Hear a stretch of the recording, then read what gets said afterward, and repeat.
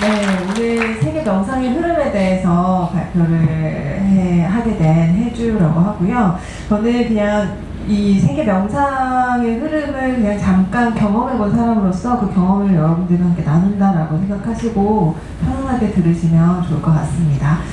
혹시 여러분들 선명상 다 아시잖아요. 많이 들어보셨고 명상 혹시 매일 하시는 분 계세요? 저는 명상을 매일 합니다. 한 분 손 드셨어요. 두 분 손 드셨어요. 자, 그래서 우리 조계종에서도 선명상 이야기하는 만큼 우리가 명상의 흐름이라던가 명상이 어떤 느낌인지 이런 것들 좀 맛볼 시간이 필요한 것 같아서 이 자리를 마련하신 것 같아요. 그래서 그냥 정말 이 자리를 편안하게 명상이 이렇게 흘러가고 있구나, 우리나라에서는 이런 반응들이 일어나고 있구나, 명상이 이래서 필요하구나 라는 것들을 그냥 간단하게 설명을 들으시면 좋을 것 같습니다. 우선은 명상이 왜 지금 이렇게까지 많이 사람들에게 회자되고 있을까라는 것들을 좀 생각을 해보면요. 저는 과학적인 연구에서 답을 좀 찾고 싶어요. 저는 여기 위스콘신 대학교에서 박사학위를 받았는데요. 명상교육으로 박사학위를 받았어요.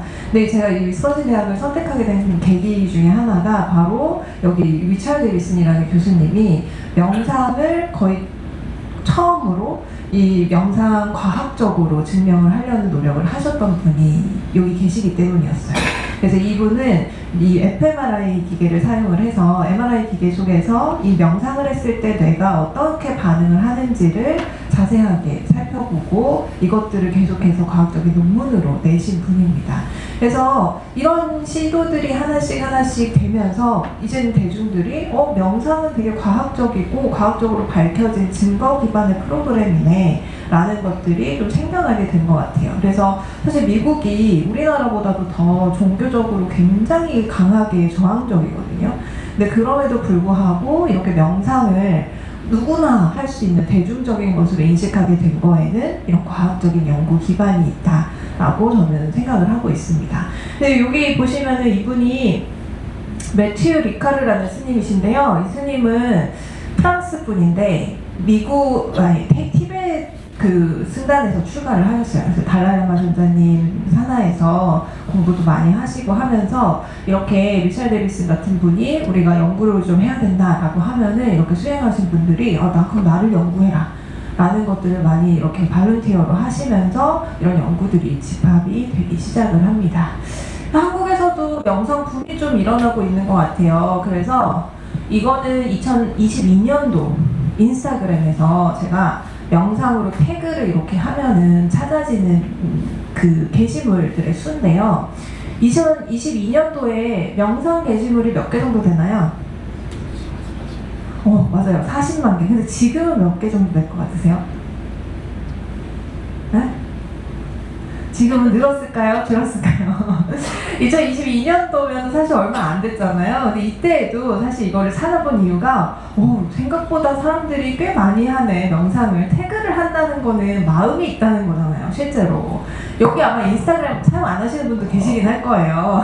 근데 요새 젊은 친구들은 인스타그램을 많이 한다 그래서 제가 요거를 이제 가지고 왔는데 또 태그 수가 워낙에 또 정확하다 보니까, 근데 2022년도에 제가 이걸 찾아서 와, 지금 40만 정도가 한국에서 명상을 태그하고 있어. 세상에 이건 대단한 일이다 했는데, 지금 2024년도, 2025년도 이렇게 보면은요 179만입니다. 확 늘었어요. 그러니까 명상에 대해서 사람들이 더 많이 하고 관심도 갖고 하는 것들이 훨씬 계속해서 늘고 있는 것들을 우리가 좀 볼 수 있는 것 같아요. 그리고 당연히 영어로 마인드풀니스도 아까 여기에 하고 보면은 이때는 한 3천만 정도죠. 근데 지금은 4,300만. 그래서 계속해서 늘어나고 있다. 그러니까 사람들에게 이 말은 회자가 점점 더 많이 되고 있다, 대중화되고 있다라는 걸 저는 이제 이렇게 보여드리고 싶은 거예요. 근데 그 이유를 찾아봤더니 많은 분들이 그냥 힘들어서요? 라고 대답을 하시더라고요. 왜 명상을 하나요? 라고 물어보면 정말 많은 수가 그냥 너무 고통스럽고 힘들고 우울하고 불안한데 이걸 어떻게 해야 될지 모르겠는데 명상이 도움이 된다고 해서 명상을 시작했어요 라는 이야기를 정말 많이 합니다. 근데 실제로 제가 학생들을 가르치고 있잖아요. 근데 학생들도 명상을 듣는 학생들도 좀 달라졌어요. 제가 이제 국제 스쿨에서 이제 국제 학생들 대상으로 명상도 가르치고 하는데, 이 학생들이 예전에는 뭐 한국 학생들이 좀 더 많았고 그랬다면 지금은 전 세계에서 명상을 들으러 한국에 오더라고요. 특히 유럽에서도 더 많은 관심을 갖기도 하고, 그 전에는 또 미국에만 있었다면, 그래서 점점 더 많이 많은 학생들이 더 명상에 관심을 갖기도 하고요. 저도 이제 우리나라 학생들도 명상을 들은 학생들도 있지만 그냥 본인 스스로가 명상을 하는 학생들이 꽤 많아요. 그냥 제가 그냥 툭 집어서 너 혹시 명상하니? 하면은 네 해요 라고 대답해요. 그래서 20살, 21살짜리니까. 그래서 너 어떻게 명상해? 왜 뭐 학교에서 배운 것도 있지만 그거랑 상관없이 그냥 힘들 때 유튜브나 이런 거 틀어놓고 저 그냥 명상해요. 그러면 좀 도움이 되는 것 같아요 라고 이야기를 해요. 그러니까 지금 현실이 어떤 거냐면, 이 친구들은 제대로 된 명상을 잘 접하기를 원하는데 그냥 없으니까 유튜브에 많은 유튜버들이 올려놓는 명상을 보면서 매일 아침 그거를 따라하는 정도, 이런 것들 좀 많이 하고 있는 것 같아요, 대중적으로는. 그래서 실질적으로 명상에 대한 관심을 좀 높고 하는 사람들도 꽤 있는데, 정말 좋은 명상 프로그램에 대한 요구, 이런 것들도 좀 높아지고 있는데, 그런 것들이 더 많이 필요한 실정이다 라고 볼 수 있을 것 같습니다. 그럼 전 세계적으로 명상하는 인구는 얼마나 될까? 이거는 2017, 2020년 요렇게 이제 조사를 한 내용인데요. 전체적으로는 한 15% 정도라고 이야기를 하고 있어요. 근데 제가 봤을 때 코로나가 이후에, 이건 지금 코로나 전이잖아요. 2020년 코로나 그때고, 그때 나온 거는 그 전의 데이터이기 때문에 그 이후에는 훨씬 더 많이 늘었을 거라고 추정이 되고 있습니다. 왜냐하면 실제로 앱의 사용자, 명상 앱의 사용자가 코로나 시기에 기하급수적으로 증가했어요. 2배, 2.5배 막 이런 식으로 계속해서 증가하는 모습을 보이거든요. 그래서 실제로 명상하는 사람들이 코로나가 딱 끝나고 나면서 훨씬 더 많이 드러나게 됐습니다.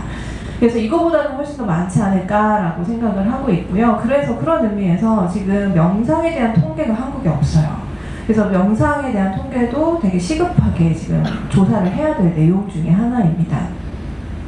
그리고 요거는 이제 구글 트렌드로 본 건데요. 이 마인드풀니스 박스에서 제가 가지고 왔는데, 구글 트렌드를 보면은 어디에서 명상을 더 많이 검색했을까?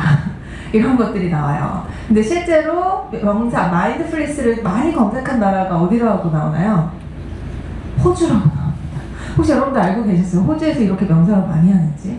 실제로 호주가, 제가 10년 전에 명상에 대한 컨텐츠나 이런 것들 좀 찾아볼 때, 그 당시 한 10몇 년 전에 매일 할 수 있는 명상 컨텐츠, 그거를 1년 동안 할 수 있게끔 365개의 명상 컨텐츠를 만들어 놓은 사이트가 있을 정도였어요. 10년 전에. 그래서 그 정도로 이 호주에 있는 분들이 명상에 관심이 많고 명상 연구도 꽤 많이 하는 편입니다. 그래서 실제로 이렇게 호주로 나왔고요. 여기도 보시면 이제 호주 나오고, 미국이 한 9위 정도 되고 한국이 56위. 뭐 인구수의 차이도 있겠죠, 당연히. 근데 그런 거에 비해도 우리나라가 그래도 우리 명상에 좀 관심이 더 많이 높아지면 좋겠다라는 생각은 더 드는 것 같긴 합니다. 근데 이게 실제로 조금 더 구체적인 지역으로 들어가면요, 요렇게 나오기도 하고요. 선샤인 코스트, 이 호주에 있는 거고, 포틀랜드, 미국에서는 요렇게 그 지역별로 이렇게 나오기도 합니다. 그리고 이분들은 그럼 명상을 얼마나 할까? 라고 봤더니 일주일에 한 번 정도 한다는 게 한 요렇게 40% 정도로 나왔고요. 뭐 가끔 한다, 이런 식으로 나왔어요. 그래서 그래도 꽤 많이 명상을 하시는 걸로 보고 있습니다. 그러면 왜 사람들이 이렇게 명상을 하게 됐을까? 지금은 훨씬 더 많아졌다고 하는데 그 시초는 어디일까? 라는 걸 좀 찾아보면은요, 실제로 미국에 이런 라마불교 사원 아니면 명상센터들이 생기면서부터 시작이 됐다라고 볼 수 있을 것 같아요. 실제로 우리가 명상을 지도하는 사람과 같이 만나서 할 수 있는 공간이 있어야지만 명상이 되거든요.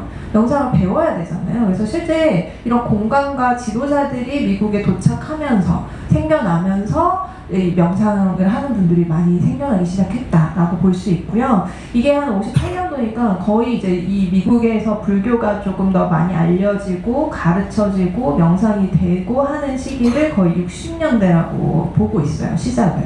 그 전에도 당연히 불교가 들어가긴 했지만 이때부터 조금 더 활발하게 더 많이 퍼지게 됩니다.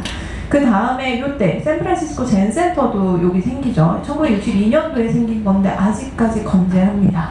여기는 일본의 젠을 정말로 가르치고 젠 수행을 하는 거고요. 요 당시에 젠에 대한 붐이 일어났었어요. 이따가 또 잠깐 설명을 드리겠지만, 그러니까 선에 대한 붐이 일어났었어요. 그래서 선이 너무 훌륭하대. 우리의 무의식을 건드려서 실제로 정신분석학에서 이야기하는 것들을 실제로 수행으로서 체험할 수 있대.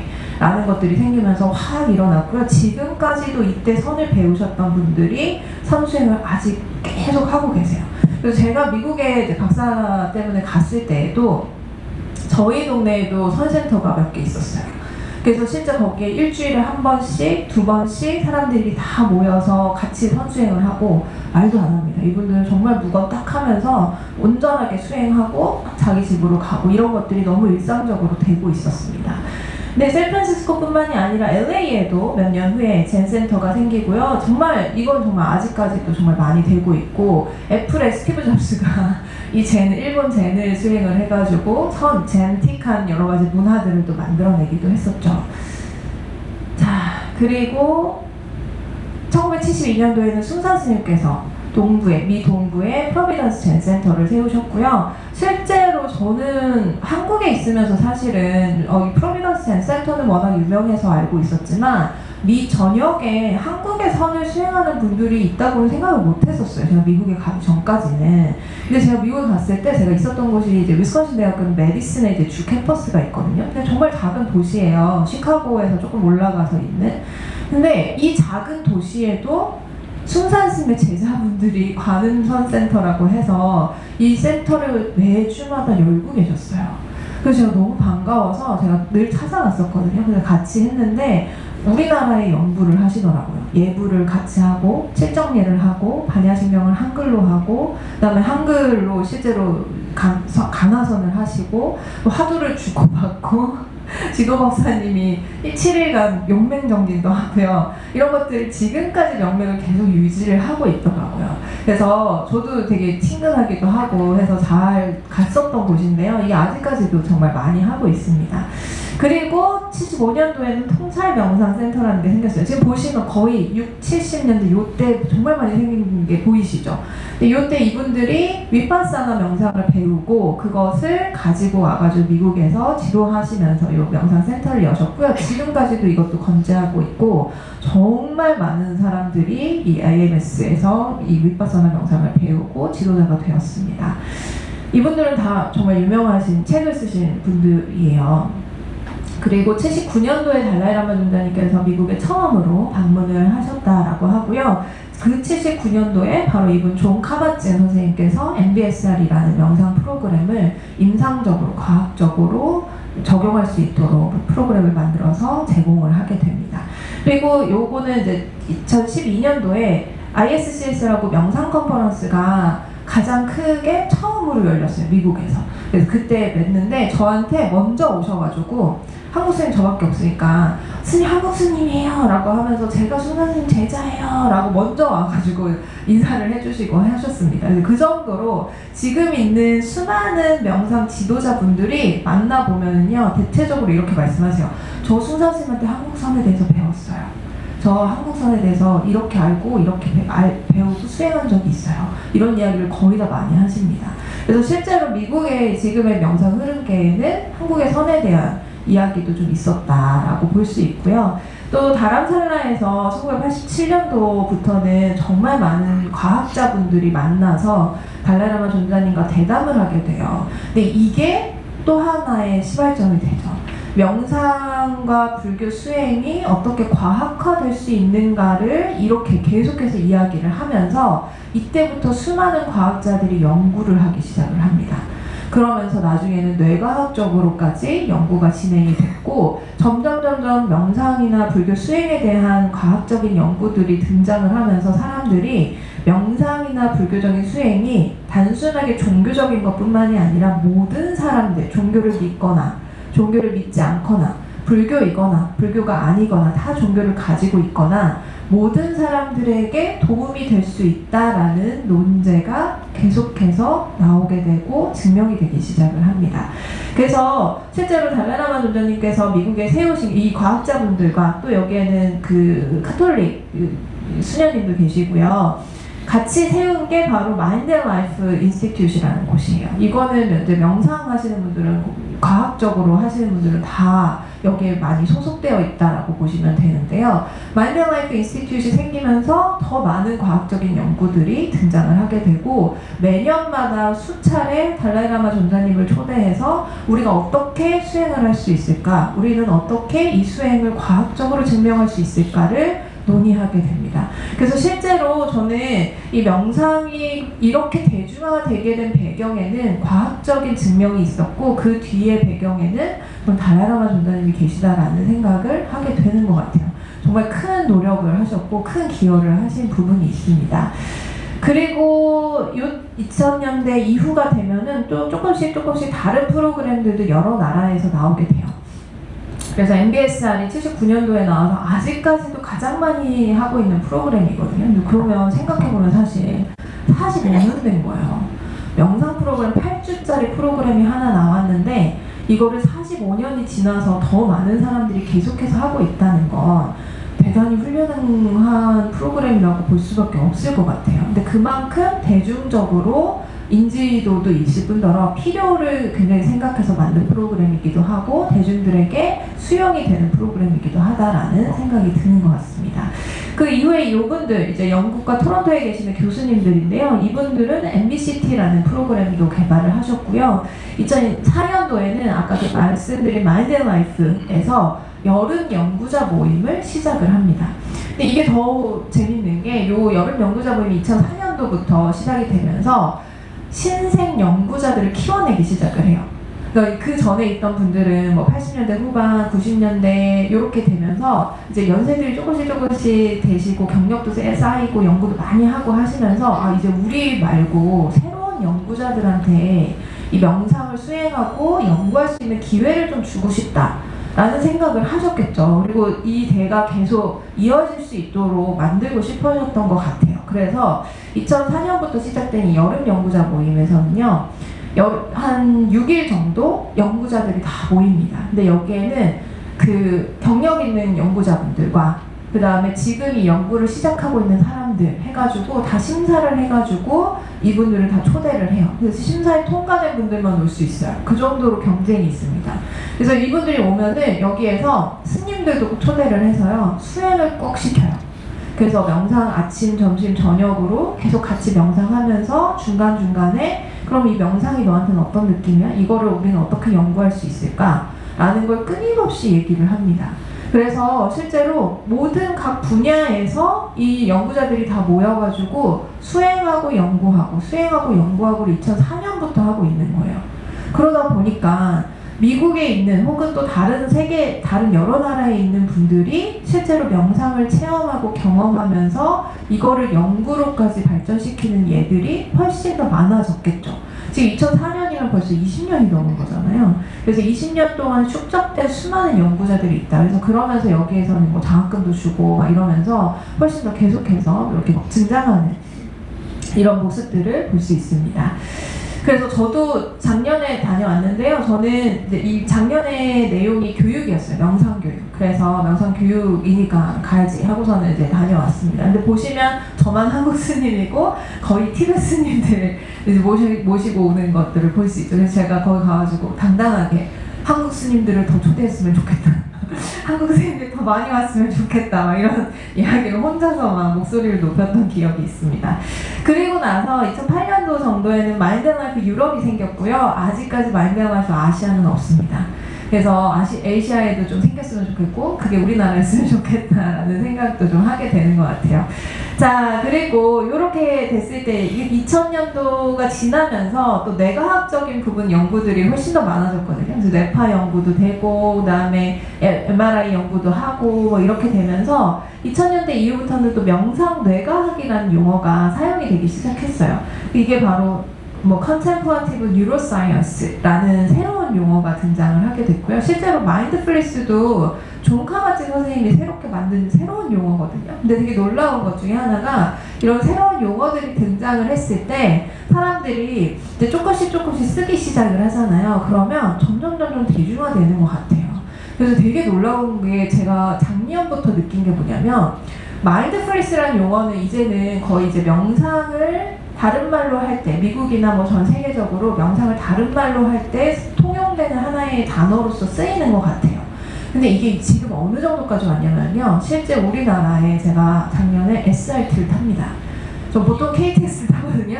네, SRT를 탔는데 영어로 뭐 조심하세요 뭐 이런 용어들이 나오잖아요. 근데 뭐라고 제가 듣고 진짜 깜짝 놀랐어요. Please be mindful of your step 이렇게 나와요.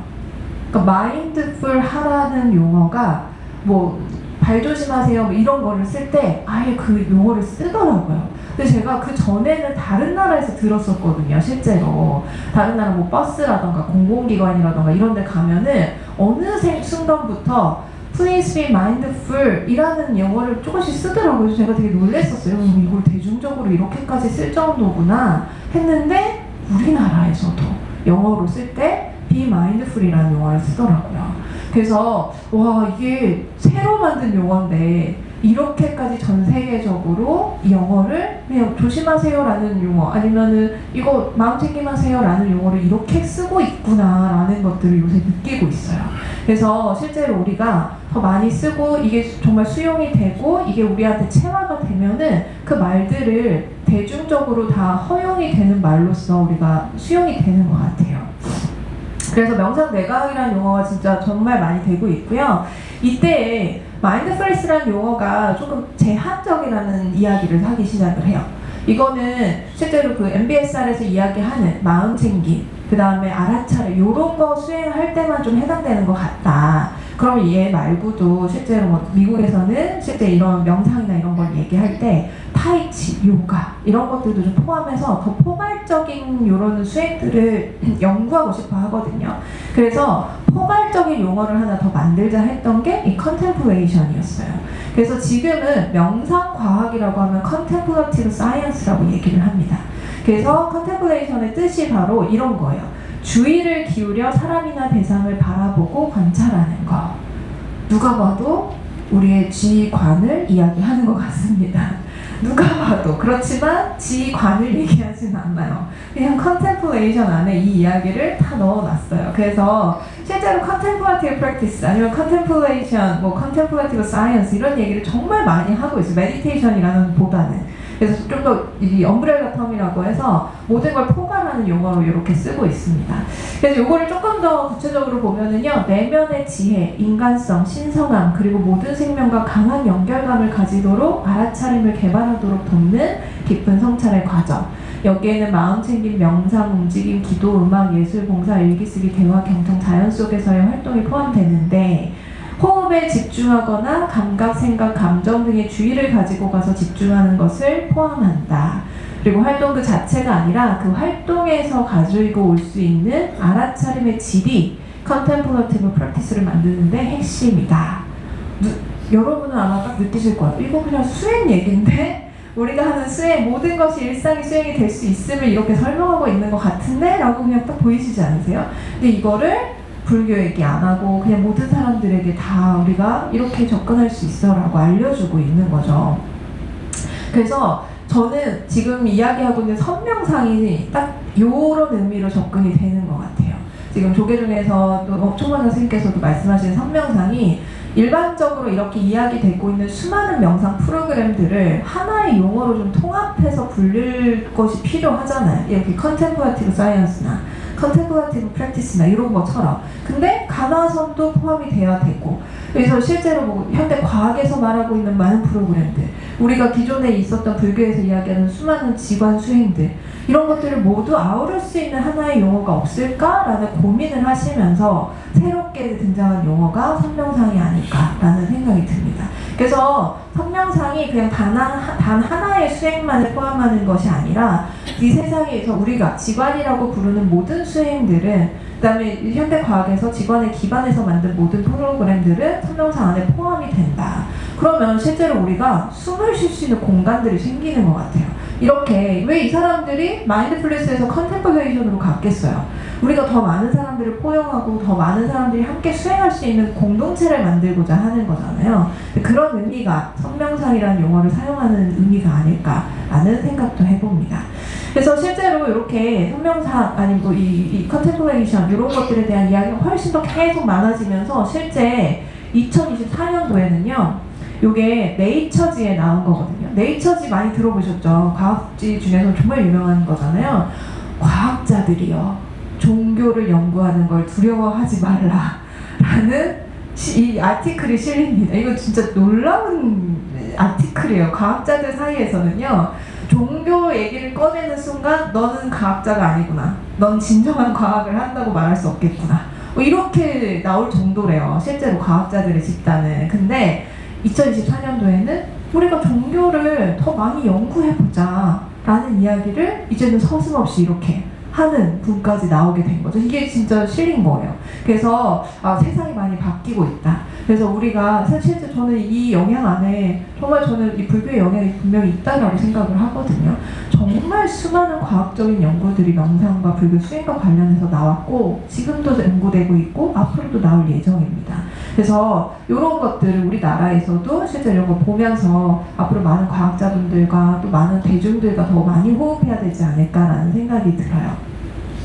그래서 지금까지 이런 흐름을 세 단계로 나눠서 정리를 해볼 수 있는데요. 첫 번째는 아까 말씀드린 선명사, 젠이 딱 들어와 보면서 실제로 그때 붐이 확 일어났어요. 근데 이게 이 무의식에 작용하고 연관이 되면서 정신분석학, 프로이드의 정신분석학과 연관이 되었고, 그러면서 이 젠을 하면은 우리 무의식을 드러낼 수 있어, 우리는 우리 원래의 본래 모습을 만날 수 있어 라고 하면서 확 일어났는데, 이게 히피 문화와 좀 연결이 됐어요. 그러면서 살짝 내려갔어요.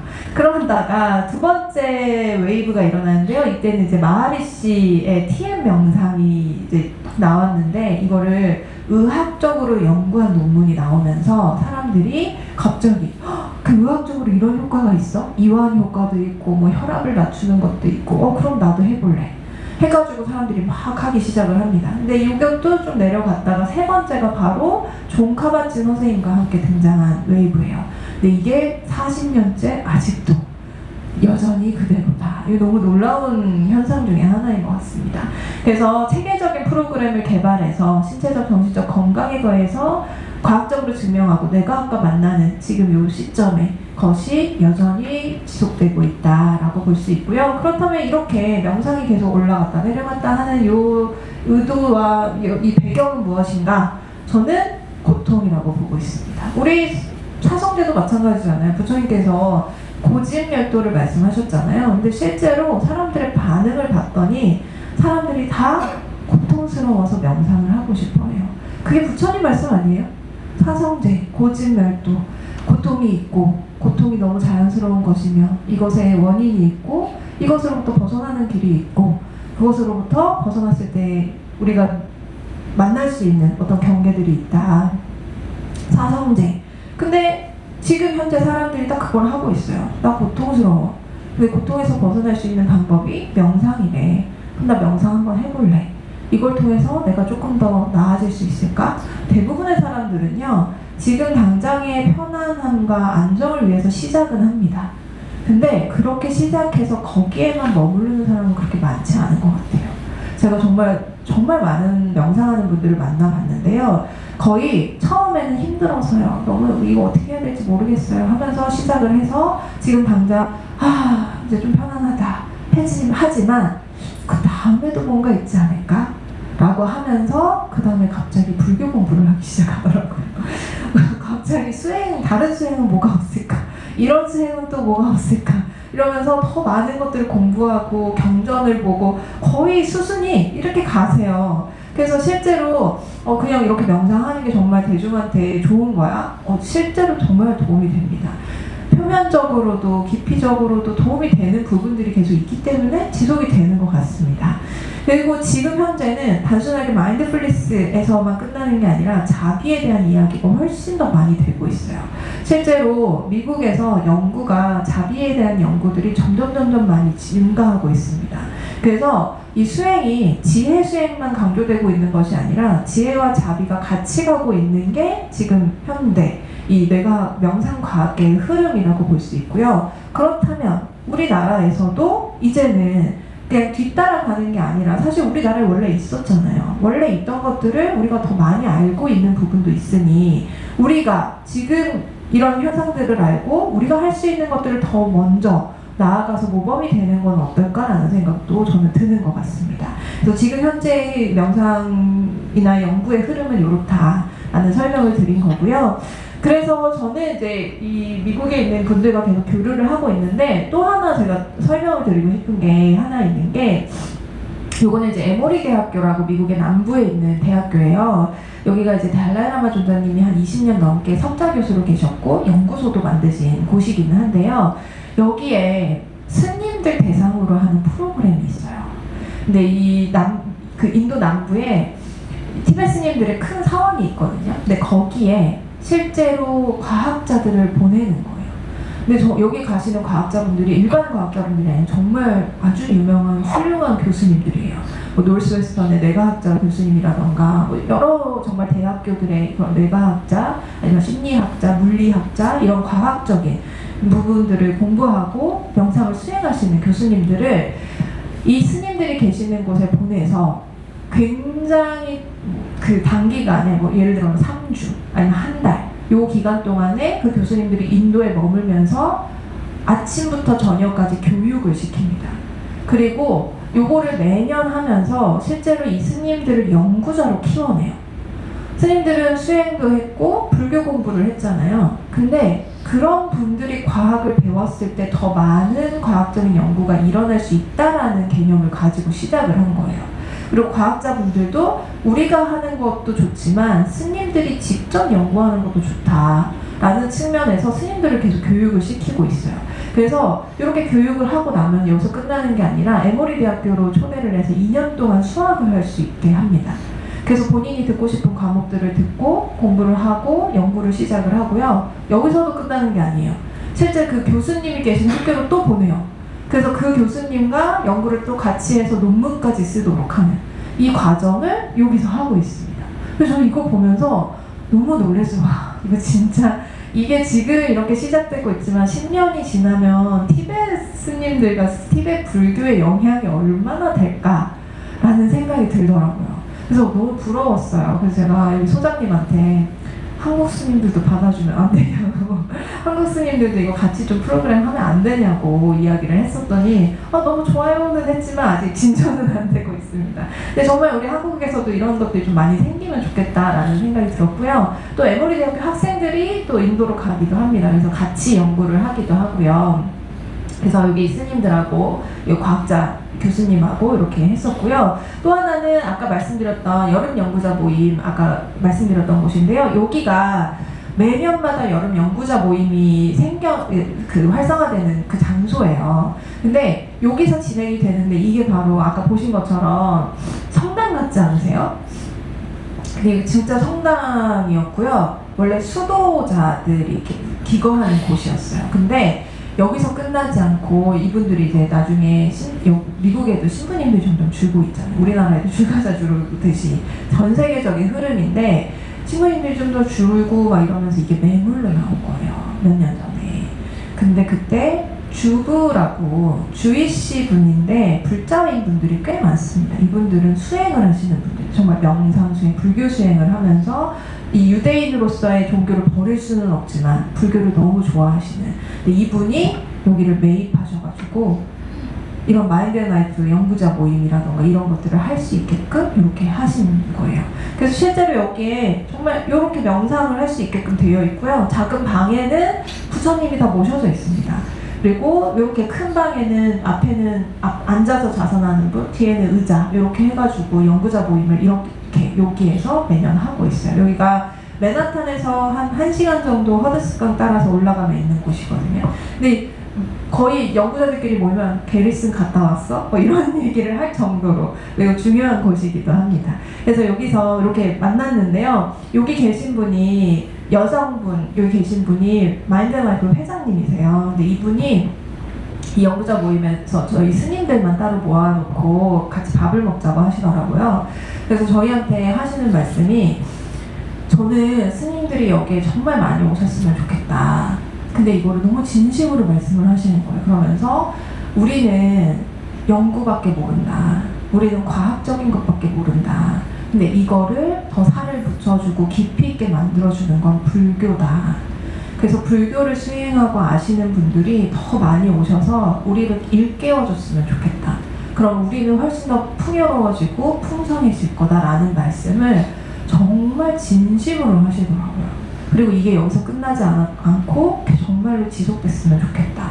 근데 이런 진심 어린 분들이 다 모여서 이런 것들이 이루어지고 있구나라는 생각을 했었고, 이 안에 우리 한국 불교도 같이 동참이 되면 좋겠다라는 생각도 같이 들었던 것 같습니다. 그래서 저도 명상 지도 해달라고 해서 마지막에 명상도 했었고, 여기 다른 교수님들이 작년에 우리 한국에 초대되어서 와서 우리 성명상과 관련된 여러 가지 일들을 하시기도 하셨습니다. 자, 그러면 지금 한국의 상황 잠깐 간단하게 좀 설명을 드리면요. 한국은 어떤 상황인가?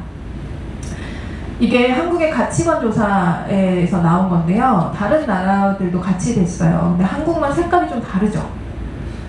다른 나라는 가치를 어디에 두나요? 라고 했을 때 가족이라고 대답을 했는데요. 우리나라만 물질적 풍요의 1위가 나왔습니다. 2위에도 가족이 안 나와요. 2위에는 건강이 나왔어요.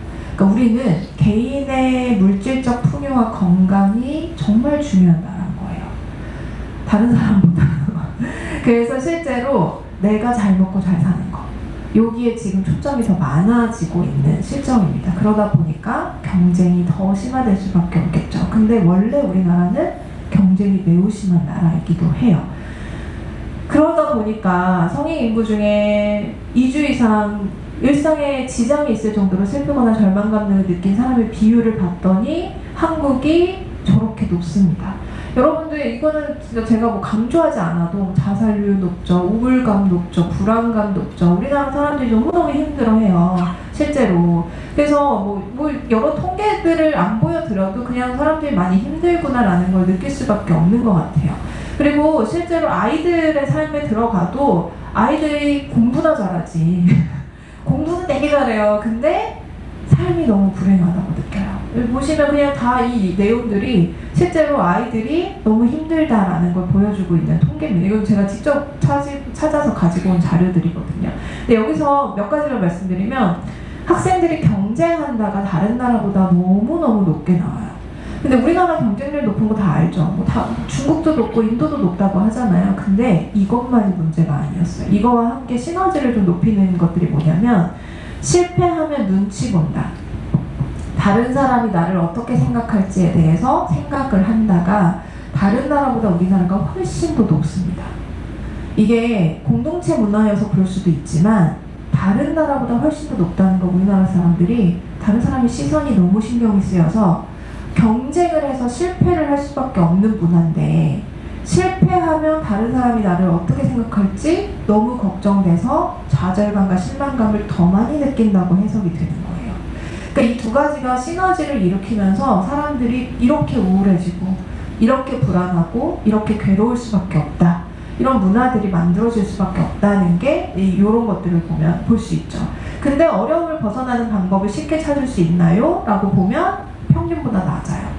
그래서 실제로 사람들이 명상에 관심을 기울이는 이유 중에 하나도 이렇게 경쟁적인 사회에서 나는 자꾸 실패하는 것 같고 내가 뭔가 더 하고 싶은데 이게 잘 안 되는 것 같고 이런 상황에서 나 어떻게 벗어날 수 있지? 라면서 명상으로 오는 것이 아닌가라는 생각을 하게 됩니다. 그래서 실제로 우리나라는 양극화되고 이분화된 사회라고, 그래서 갈등이 많이 일어날 수밖에 없다고 이렇게 문화 지도를 보면 나와 있거든요. 근데 그런 나라에서 사람들이 조금 더 편안하게 하기 위해서 무엇이 필요할까?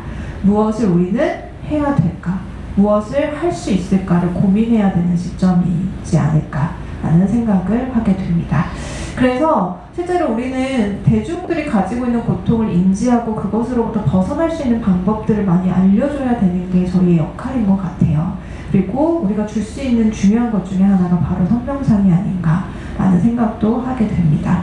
그런데 요거에 대해서 실제로 명상이 우리나라 사람들이 꽤 많이 긍정적이에요. 여러분들 아마 나가서 사람들하고 만나보시면 많이 느끼실 거예요. 종교랑 상관없이 정말 많은 분들이 명상에 관심을 가지시더라고요. 아주 극단적인 기독교이신 분을 제외하고는 그런 분들 중에서도 명상하시는 분들 많으신데, 정말 많은 분들이 이 명상에 관심을 갖고 계시고, 종교를 안 가지고 있어도 명상은 내가 하고 싶다라는 의도를 많이 내시더라고요. 그러면 지금 요거는 이제 지금 이 시대를 사는 사람들은 어떤 사람들인가 이런 것들을 좀 말씀드리려고 가지고 온 건데, 요거 그냥 잠깐 넘어가면은요. 지금 이 세대는 주요한 세대를 잘파 세대라고 이제는 이야기를 합니다. 이제 MZ세대는 갔어요. 더 이상 MZ세대 얘기하시면 안 돼요. 여러분, 이제 잘파 세대의 시대입니다. 잘파 세대도 조금 이따 갈 거예요. 이것도 이제 얼마 안 남았어요. 시기는 가고 있으니까. 근데 이 잘파 세대가 G세대와 알파 세대를 합한 말인데요. 이 친구들의 특징이 디지털 네이티브예요. 어렸을 때부터 그냥 핸드폰을 가지고 살고 있었고요. 새로운 경험을 추구하고 공유 문화에 익숙합니다. 그리고 정체성을 탐구하고 싶어해요. 우리 불교에서 얘기하는 거죠. 수행에서 이야기하는 거잖아요. 이 친구들은 난 왜 살지? 내가 뭘 위해서 살아야 되는 거지? 나는 어떤 걸 하면서 살아야 되는 거지? 나는 어떤 사람인가에 대해서 너무너무 궁금함을 가지고 있습니다. 그리고 꼭 건강에 관심이 많아요. 이거는 아까 저희가 말씀드렸죠. 우리나라 사람들은 건강에 관심이 많다. 근데 이게 이 친구들, 이 젊은 세대에도 마찬가지고요. 초등학교에도 이거를 조사를 해봤어요. 가치관 조사를. 1순위의 신체적 건강과 정신적 건강이 나올 정도로 우리나라 사람들은 정말 건강에 관심이 많다. 그래서 건강에 관심이 많다 보니까 명상이 건강에 도움을 준다라고 했을 때 훨씬 더 이거를 잘 받아들이겠죠. 그리고 나도라는 디토 문화가 있어요. 그래서 누가 했으면 나도 해봐야 돼요. 그래서 줄을 서잖아요. 줄을 서서라도 이 사람이 먹은 건 내가 먹어야 돼요. 이 사람이 한 거는 나도 한번 해봐야 돼요. 그래서 실제로 명상도 이런 효과도 있는 것 같아요. 누가 명상을 한다라고 하면은 나도 한번 해볼까 해가지고 내가 조금 더 좋은 느낌을 갖게 되면 지속하게 되는 이런 것들도 좀 생기는 것 같고요. 또 추구미라는 게 있어요. 그래서 내가 스스로 어떤 것들을 추구하는 삶을 가지고 싶다. 내가 좋아하는 것들에 대한 이야기예요. 그래서 내가 좋아하는 것들을 분명하게 아는 세대이기도 합니다. 그래서 이런 친구들에게 우리가 명상을 어떻게 접근할 수 있을까? 그리고 지금 이 친구들은 어떤 것을 원하고 있을까? 라는 것들에 대해서도 고민을 하면서 성명상을 좀 접근하는 것도 필요할 것 같다라는 생각이 듭니다. 아까 말씀드린 것처럼 이렇게 몸의 건강 이런 것들을 되게 중요하게 생각하는 학생들의 모습을 볼 수 있는 것 같아요. 그래서 실제로 우리가 사람들에게 줘야 될 느낌은 바로 이런 건 것 같아요. 자제, 공감, 용기, 성실, 수용, 공유, 사랑, 용서, 정직, 존중, 감사, 관대, 협력, 배려, 친절. 이거 다 우리 불교에서 이야기하는 덕성들이거든요. 근데 우리 이 시대를 살고 있는 현대인들이 필요한 것도 이런 거래요. 이런 것들이 점점 없어지고 있습니다. 아까 세대적인 측면에서 특성을 보더라도 이런 것들을 키워낼 수 있는 환경이나 문화적인 조건이 만들어지지 않고 있어요. 개인적인 성장과 개인적인 발전과 건강과 물질적 풍요만을 성취로서 인정하게 되는 문화가 만들어지고 있기 때문입니다. 그래서 한쪽에서 그런 게 올라가면 다른 쪽에서 다른 부분에 대한 요구들도 훨씬 더 많아지기 때문에 우리 이 성명상에서 또 우리 종교계에서 불교계에서 이런 것들을 사람들에게 좀 나눌 수 있지 않을까라는 생각도 합니다.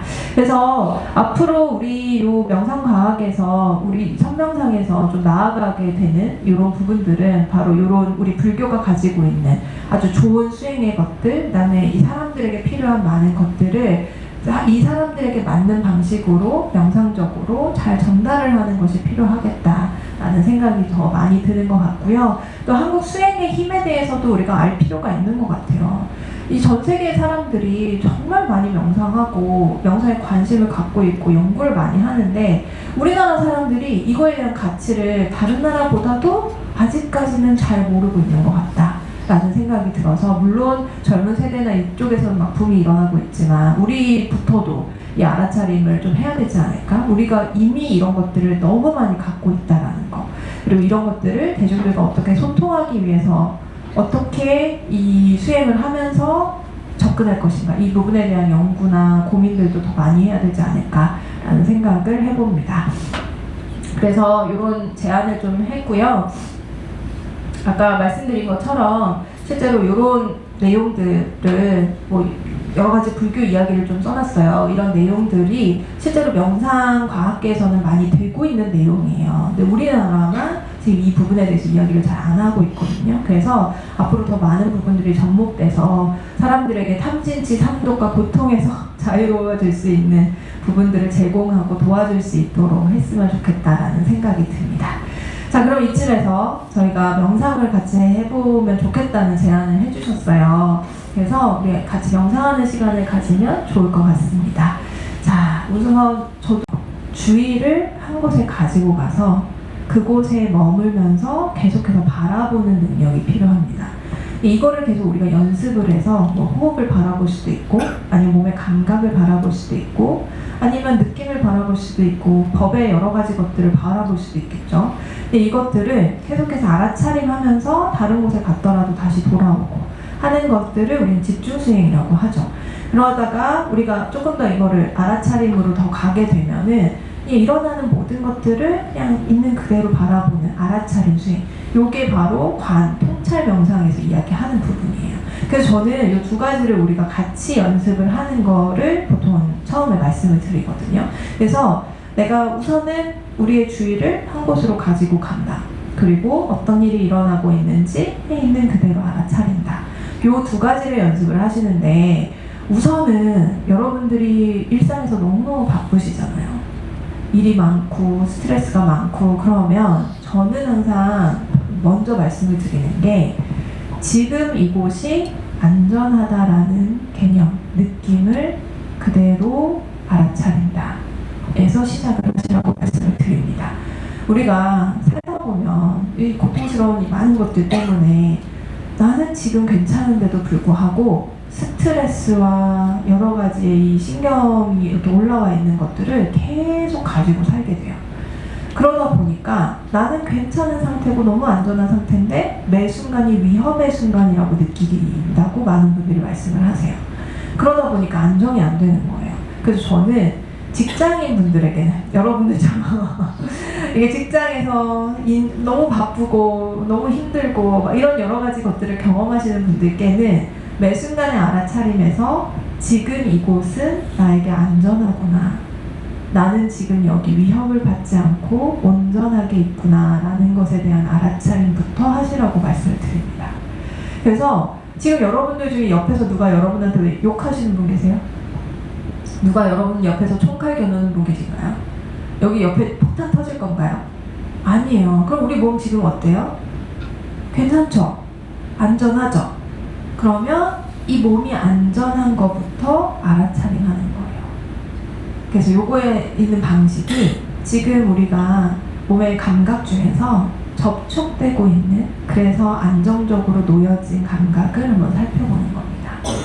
자, 한번 지금 앉은 상태에서 눈은 감거나 45도 아래를 바라보시고요. 엉덩이가 의자에 닿아있는 느낌, 등이 의자에 지지받고 있는 느낌, 두 발바닥이 바닥에 차분하게 놓여져 있는 느낌을 그대로 바라봅니다.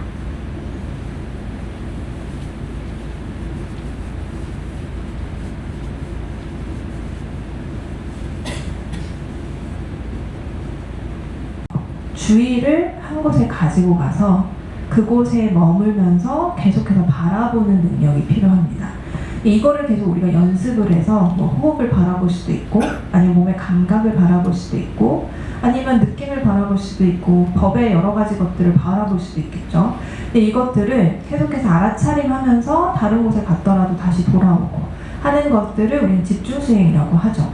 그러다가 우리가 조금 더 이거를 알아차림으로 더 가게 되면은 일어나는 모든 것들을 그냥 있는 그대로 바라보는 알아차림 수행. 요게 바로 관, 통찰 명상에서 이야기하는 부분이에요. 그래서 저는 이 두 가지를 우리가 같이 연습을 하는 거를 보통 처음에 말씀을 드리거든요. 그래서 내가 우선은 우리의 주의를 한 곳으로 가지고 간다. 그리고 어떤 일이 일어나고 있는지 있는 그대로 알아차린다. 요 두 가지를 연습을 하시는데, 우선은 여러분들이 일상에서 너무너무 바쁘시잖아요. 일이 많고 스트레스가 많고 그러면 저는 항상 먼저 말씀을 드리는 게, 지금 이곳이 안전하다라는 개념, 느낌을 그대로 알아차린다 에서 시작을 하시라고 말씀을 드립니다. 우리가 살다 보면 이 고통스러운 이 많은 것들 때문에 나는 지금 괜찮은데도 불구하고 스트레스와 여러 가지의 이 신경이 이렇게 올라와 있는 것들을 계속 가지고 살게 돼요. 그러다 보니까 나는 괜찮은 상태고 너무 안전한 상태인데 매 순간이 위험의 순간이라고 느끼긴다고 많은 분들이 말씀을 하세요. 그러다 보니까 안정이 안 되는 거예요. 그래서 저는 직장인 분들에게는, 여러분들처럼 이게 직장에서 너무 바쁘고 너무 힘들고 막 이런 여러 가지 것들을 경험하시는 분들께는 매 순간의 알아차림에서 지금 이곳은 나에게 안전하구나, 나는 지금 여기 위협을 받지 않고 온전하게 있구나 라는 것에 대한 알아차림부터 하시라고 말씀을 드립니다. 그래서 지금 여러분들 중에 옆에서 누가 여러분한테 왜 욕하시는 분 계세요? 누가 여러분 옆에서 총칼 겨누는 분 계신가요? 여기 옆에 폭탄 터질 건가요? 아니에요. 그럼 우리 몸 지금 어때요? 괜찮죠? 안전하죠? 그러면 이 몸이 안전한 것부터 알아차림하는 거예요. 그래서 요거에 있는 방식이, 지금 우리가 몸의 감각 중에서 접촉되고 있는, 그래서 안정적으로 놓여진 감각을 한번 살펴보는 겁니다. 자, 한번 지금 앉은 상태에서 눈은 감거나 45도 아래를 바라보시고요. 엉덩이가 의자에 닿아있는 느낌, 등이 의자에 지지받고 있는 느낌, 두 발바닥이 바닥에 차분하게 놓여져 있는 느낌을 그대로 바라봅니다.